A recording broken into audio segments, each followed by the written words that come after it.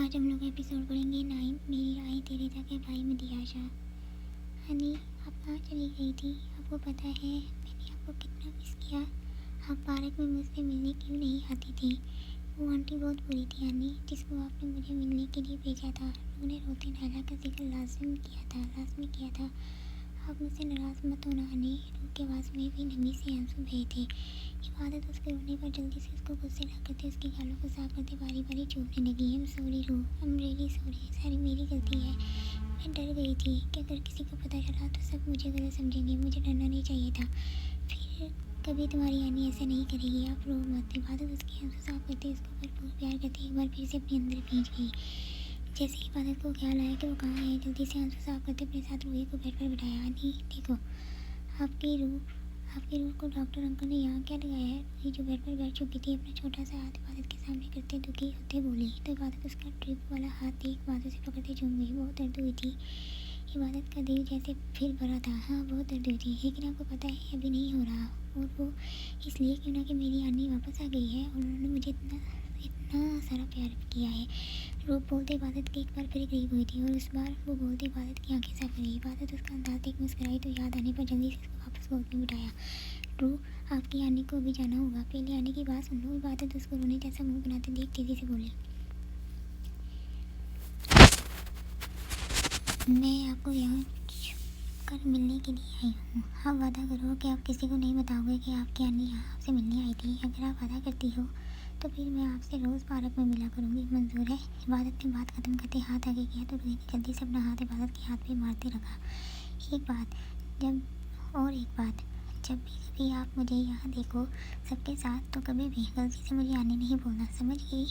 रूही रो इबादत ने धीरे से बोलते पूछा था। किसके साथ देखा? तो बोल रही थी मैं आपके घर वालों को पहले से जानती हूँ। आपकी दादी और दादाजान मेरे तायाबू हैं। वादा करो आप किसी के सामने मुझे आनी नहीं कहकर पुकारोगे। वादा। रो उन्हें कहते इबादत को देखा था। आनी के फिर मैं कभी भी आपके घर आ सकती हूँ? रूही ने धीरे से बोलते पूछा तो इबादत उसके गालों पर ज़बरदस्त किस करती बोली हाँ कभी भी। आप हमारा आंटी के साथ आ जाना।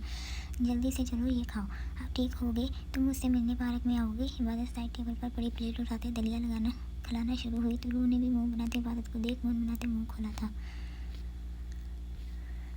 इबादत जल्दी से नीचे पहुंच जा। इबादत जो रूम से चोरों की तरह निकलते भागी थी खुद से पकड़ते तेजी से कदम उठाते सीढ़ियों की तरफ गई। या अल्लाह क्या हुआ? अफशीन बेगम लोग जो सब डाइनिंग टेबल पर खाना राबिया हुमा हमेशा से करवा रही थी इतनी ऊंची आवाज़ में चीख के आवाज़ सुन लाउंज में से बाहर आई थी। मुस्तफ़ा शाह भी हैदर के साथ घबराते लगे थे। इबादत या अल्लाह खैर? अफशीन बेगम की जान पर बनी थी। इबादत जो सीढ़ियों से तेज़ी से उतरने के चक्कर में एकदम से नीचे गिरी थी तरह से चीखी थी। मेरा हथियार जो इबादत के पीछे ही था उसको गिरते देख तेज़ी से उसके करीब आया था। इबादत आंखें खोलो वो उसको ज़मीन पर गिरे देख करीब बैठा था और उसको बाजू से पकड़ते बिठाया था यूँ कि वो मदहोश सी होती उसकी बाहों में जूने लगी। मेरा हथियार उसके चेहरे को देख जैसे खोया था। तभी वो धीरे से लाल होती आंखें खोल गई। मुकाबले सबकी आवाज़ और उनको आते देख खुद पर काबू किया था और इबादत का दुपट्टा जो उसके सर से नीचे गिरते ज़मीन पर फैला था। मेरा आज़ाद ने एक नज़र उसके सरापे को देखते दुपट्टा उठाते उसके ऊपर उड़ा था। इबादत जिसकी आंखों से आस्ते ज़्यादा आंसू बरसना शुरू हो चुके थे लाल भीगी नज़रों से मेरा आज़ाद को देखने लगी। दोनों की सरसरी सी निगाहें मिली थी। वो दर्द से जैसे बुरी तरह जख्मी हुई थी। क्या हो गया है इबादत बेटा? मुस्तफ़ा शाह अफशीन जल्दी से इबादत के पास बैठी थी। इबादत सब अपने आसपास इकट्ठे होते देख शर्मिंदा सी हुई। उसको लगा था कि उसकी माँ ठीक कहती है। वो एक मनुष्य है, जहाँ जाती है वहाँ ही सबकी जान पर बना देती है। इबादत की आंखें मज़ीद पानी से भरी थी। वो बच्चों की तरह रोना शुरू हुई थी। इबादत के तो खून निकल रहा है। राबिया उसके माथे से निकलता खून देख बोली तो सब ने आपकी उसके माथे को देखा। मेरा से आज उसको दर्द में देख तड़पा था। जल्दी से निगाहें उसके माथे पर टिका गया। हैदर खड़े क्या देख रही हो?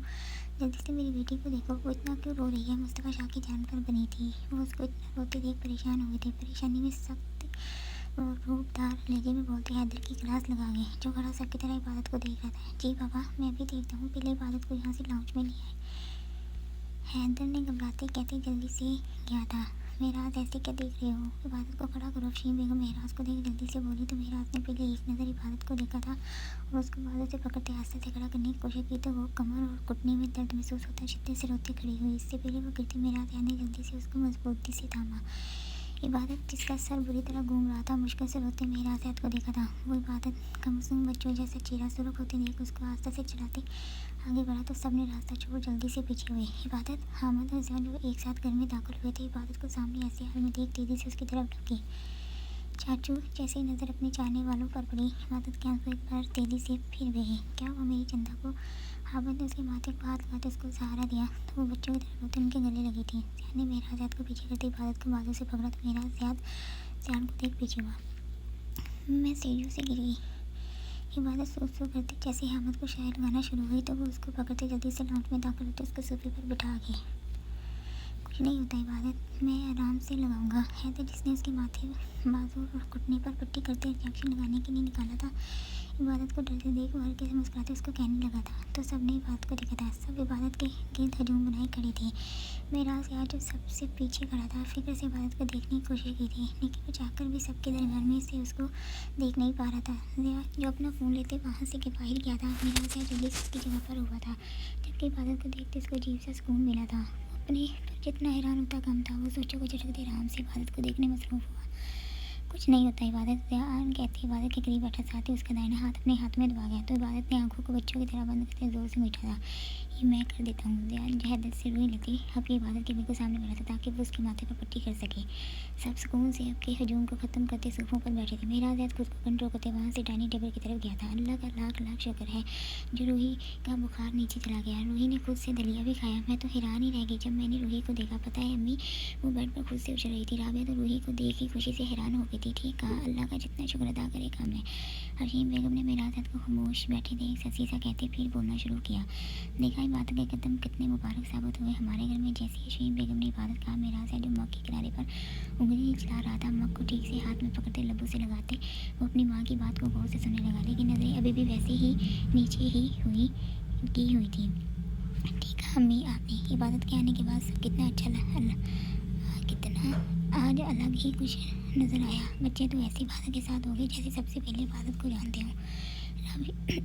राबिया ने चाय पी थी, बाद में अपना हिस्सा डाला तो हैदर और मुस्तफ़ा शाह भी बात सुन हल्के से मुस्कुराए। वो तो ठीक है मगर इबादत का आना हमारे लिए तो अच्छा रहा लेकिन उसके लिए बिल्कुल ठीक ना रहा। कितना बुरा हुआ वो सीढ़ियों से नीचे गिरी, कितना बुरा वो सीढ़ियों से नीचे गिरी, कितना रो रही थी वो। राबिया ने याद करते सबको अगली बात याद करवाई तो सबने अफसोस की तरह चेहरे बनाई। ये तो अल्लाह ने लिखा था, अब इसने आना था और ऐसे चोट लगनी थी। लेकिन मुझे हामिद और ज़िया पर बहुत गुस्सा आया। वो कैसे इसको खाना खाए बिना ही ले गए। हशीम बेगम को एकदम गुस्सा आया था क्योंकि जैसे ही हैदर ने इबादत की पट्टी की और ज़ियान ने माथे पर, हामिद और ज़ियान ने उसको दर्द में देखते जल्दी से घर जाने का बोला, जिससे मुस्तफ़ा शाह और हशीम बेगम को बुरा लगा था। मगर जब हामिद ने कहा कि अभी इबादत ऐसे चुप होने वाली नहीं, उसको दर्द काफ़ी हो रही है, तो मुस्तफ़ा शाह ने जाने की इजाज़त दे दी। इसीलिए वो बिना खाना खाए ही वहाँ से घर के लिए रवाना हुए थे। मेरा ज़्यादा कॉफ़ी का मग लेते आराम से उठा था क्यों ना कि वो जितना इबादत का सोचता उसका दिल अजीब बेचैन होने लगता। इबादत मेरा ज़्यादा जो मग लेते रूम में आया था, रूही को सोते देख एक नज़र वो आराम से रूम के टेरेस पर बालकनी खोले रेंगनी पर हाथ रखे गोया। काले आसमान पर चमकते तारे उसको बहुत खूबसूरत लगे थे। सामने काली हल्के से अंधेरे में डूबी सड़क और वहाँ पास में लगे दरख्तों के पत्ते की खुशबू उसको अजीब एहसास बख्शना शुरू हुई थी। इससे पहले वो इबादत को लेकर कुछ सोचता, फ़ोन की घंटी ने उसको होश में ला खड़ा किया था। मेरा ज़्यादा ने जैसे ही फ़ोन पर नंबर देखा, चेहरा पूरी तरह सपाट हुआ था, माथे पर शिकन पड़ी थी और गुस्से से फ़ोन कान से लगाया था। क्यों फ़ोन किया है?